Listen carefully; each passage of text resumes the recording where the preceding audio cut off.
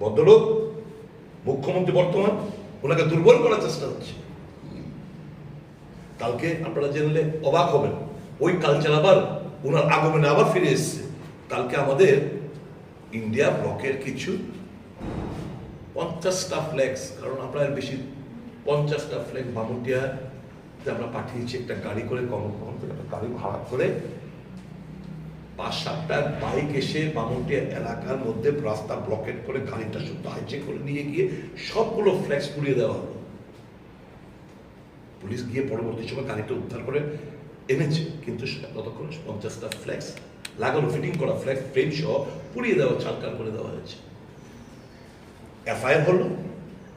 এই আসার আগে আমি আরো সঙ্গে কথাবার্তা বললাম, যদি উনি আশ্বস্ত করেছেন স্যার আজকে আমাদের অ্যাকশন হোক, কিন্তু কেন এই বিলম্ব কেন? আমি বললাম আরো স্যার,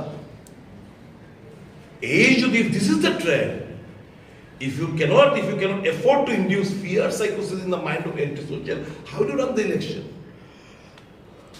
तो बोलो सर हम लोग कर रहे सर, देखिए आज तक कार्रवाई हो जाएगा।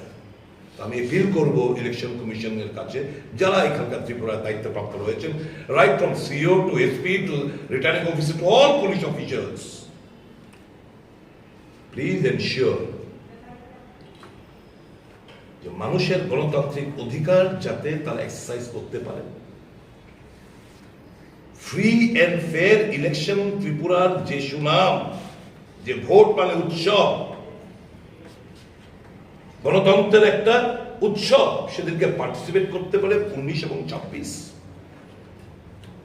একটা অ্যাটমসফিয়ার যাতে ভালো থাকে, মানুষ যাতে সেই লস্ট কনফিডেন্স রিগেন করতে পারে পুলিশ প্রশাসনের উপর, ইলেকশন কমিশনের উপর, যে হ্যাঁ এবার অবাধে গিয়ে আমরা ভোট প্রদান করতে পারবো, নির্ভয়ে যাব, ভোট প্রদান করতে পারবো, সেদিকে যেন সজাগ দৃষ্টি রাখে। এইটুকু এপিল আমি করবো নির্বাচন কমিশনের আধিকারিক এবং পুলিশ আধিকারিকদের কাছে।